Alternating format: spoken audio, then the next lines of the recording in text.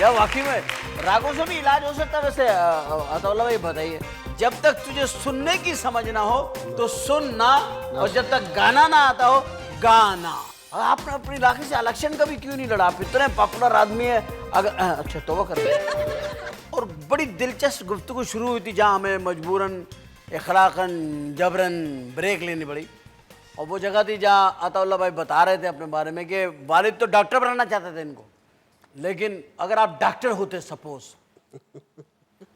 खुद ही बड़े बड़े डॉक्टर होते थे, सोचे आप आला किधर रखते, इधर या इधर? नहीं फिर चूंकि मुझ में जरासीम तो थे ना, डॉक्टर बनने के नहीं, एक सिंगर गायक होने के, तो मैं गा के मरीजों को ठीक करता, और क्या करता? गा के रागों से।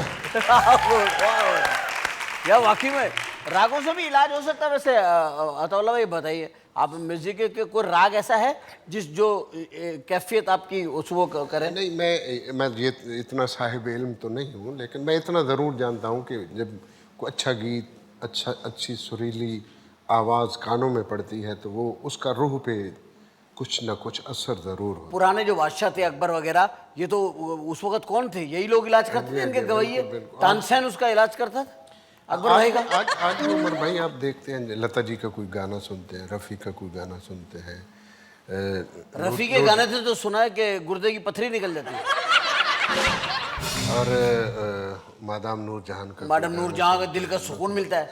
लता का गाना सुनने से दिमाग को सुकून मिलता है। तो आपकी रूह में कुछ महसूस होता है कुछ हलचल, कुछ म्यूजिक में कुछ है, कुछ कैफियत है जो एक आप पे कभी कभी वज्रतारी कर देती है, कभी आपको सेट करके आपके आंखों से आंसू निकाल के आपके ब्लड प्रेशर को भी नॉर्मल कर देती है। बहुत सारी चीजें होती हैं इसके अंदर, रिलैक्स मिलता है म्यूजिक में, नो डाउट। अगर होता इलाज बड़ा मजा आता, कसम खुदा। मरीज बैठा होता और डॉक्टर गा रहा होता,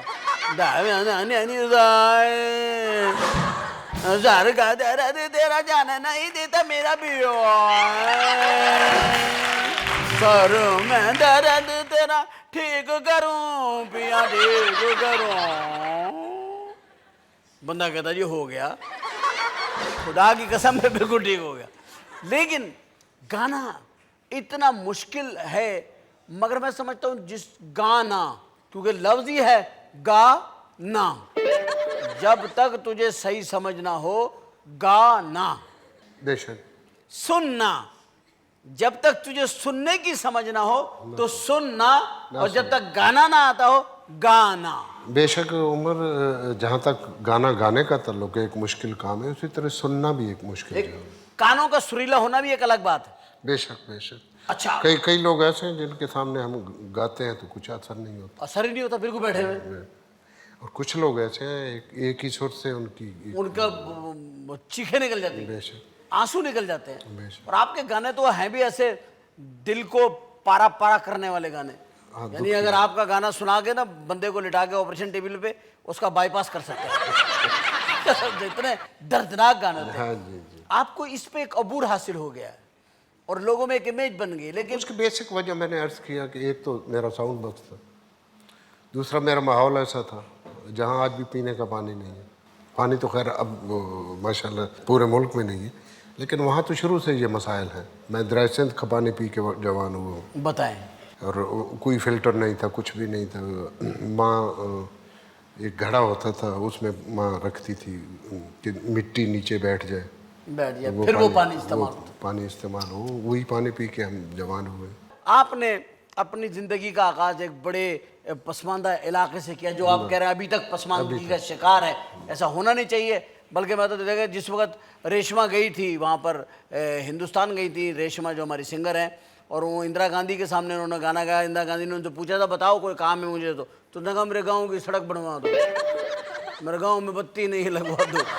उसने फ़ौरन अपना काम बता दिया था। आप इतने मशहूर और इतने दुनिया के और पाकिस्तान के बड़े नामवर लोगों के पसंदीदा फ़नकार भी हैं, उनकी महफिलों में भी जाते हैं, आप अपने इलाके की बात नहीं करते, नुमाइंदगी नहीं करते कि भाई ये मुआवजा, ये चीज़ें अभी तक नहीं है, इस दौर में नहीं है, 2009 में 10 में नहीं, तो कब होंगी?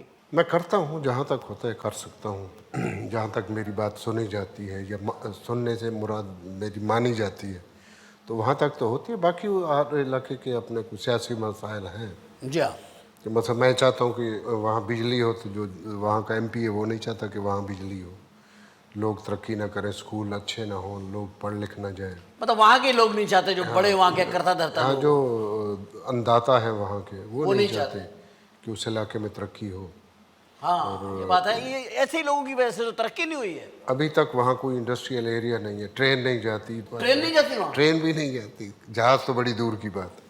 और आपने अपने इलाके से इलेक्शन का भी क्यों नहीं लड़ा? आप इतने पॉपुलर आदमी है। अगर अच्छा तौबा कर रहे हैं, इलेक्शन से तौबा कर रहे हैं कि जो नहीं किया इलेक्शन से तौबा कर रहे हैं? तुम खुद आर्टिस्ट हो, तुम झूठ बोल सकते हो? नहीं, नहीं मैं नहीं बोल सकता। मैं नहीं बोल सकता।